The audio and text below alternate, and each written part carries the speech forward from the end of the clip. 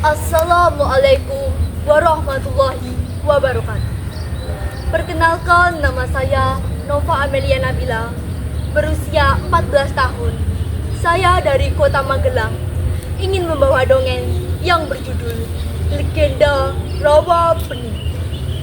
Legenda Rawa Pening dimulai dari sebuah desa bernama Desa Ngasem yang terletak di kaki Gunung Telomoyo. Desa tersebut dipimpin oleh seorang yang arif dan bijaksana bernama Ki Sela Gondang. Di bawah kepimpinan Ki Sela Gondang, Desa Ngasem terkenal sebagai desa yang aman, makmur, dan sejahtera. Penduduk di situ sebagian besar bermata pencaharian sebagai petani. Ia juga memiliki putri yang cantik bernama Endang Sawitri.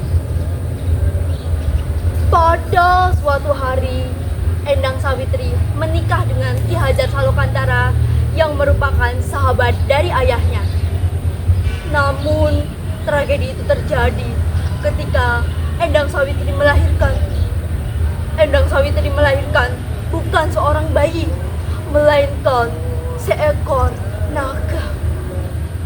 Akhirnya, anak itu diberi nama Baru Kelinting. Ajaibnya, walaupun Baru Kelinting berwujud naga, tetapi ia bisa berbicara selayaknya manusia. Ketika ia tumbuh besar, untuk mengubah wujudnya dari naga menjadi manusia, Endang Sawitri meminta anaknya untuk menemui Ki Hajar Salokantara yang sedang bertapa di Gunung Telomoyo. Sesampainya di Gunung Telomoyo, Baru Kelinting pun langsung bersembah sujud kepada ayahnya. Setelah itu, ia meminta untuk mengubah wujudnya menjadi manusia. Ki Hajar pun setuju dengan permintaan itu. Namun, Ki Hajar meminta satu persyaratan. Ada satu persyaratan yang harus kamu penuhi, nak, kata Ki Hajar. Apa itu, Ayahanda? Ingkarilah gunung ini dengan seluruh tubuhmu sebelum kamu bertapa di sini. Dengan begitu, kutukan itu akan segera hilang. Baik, Ayah. Baru Kelinting pun selalu menuruti permintaan ayahnya. Maka ia segera melingkari Gunung Telomoyo dengan seluruh tubuhnya. Setelah ia melakukan permintaan ayahnya, Baru Kelinting pun lantas memulai bertapa di Gunung Telomoyo. Benar, apa kata Ki Hajar? Baru Kelinting pun lalu berubah menjadi manusia, seperti manusia pada umumnya. Baru Kelinting pun lalu turun ke desa untuk menemui ibunya yang bernama Endang Sawitri. Ketika ia turun di desa, sedang ada upacara mati desa. Warga desa sedang berpesta dengan berbagai macam hidangan.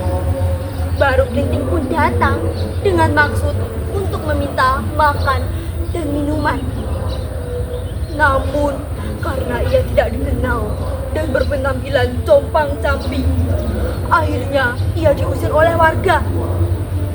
Lalu Baru Kelinting dipanggil oleh wanita tua yang bernama Nyai Latu. Kemarilah, nak, makan dan minumlah, kata Nyai Latu. Oh, terima kasih, Nek. Terima kasih.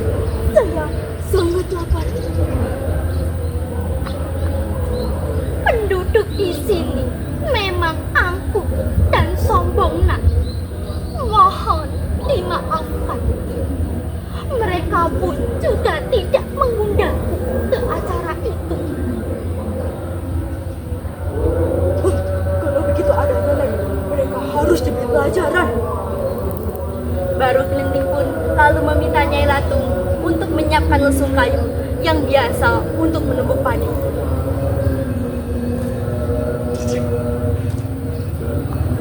Jika mendengar suara gemuruh, naiklah ke lesung kayu. Baru Kelinting pun lalu menancapkan sebuah lidi di atas tanah dan memanggil semua warga.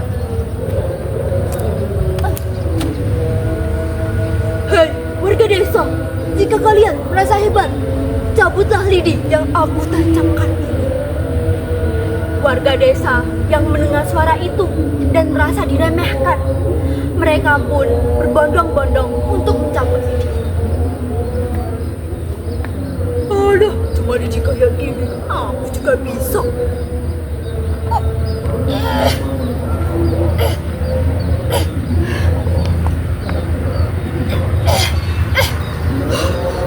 Ternyata lidi ini susah untuk dicabut. Alah, sini biar aku aja. Cuma lidi kayak gini.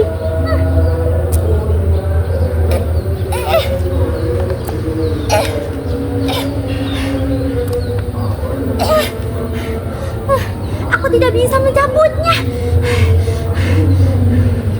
Namun, dari orang terlemah hingga terkuat, tidak ada yang bisa mencabut lidi itu. Hingga akhirnya, baru Kelinting pun mencabut lidi tersebut dengan mudah.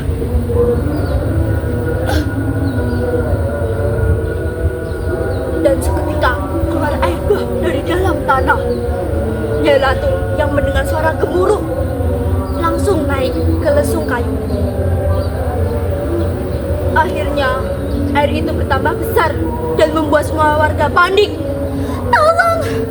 Tolong! Tolong! Tolong! Ada banjir besar! Tolong! Akhirnya, air itu menenggelamkan seluruh desa.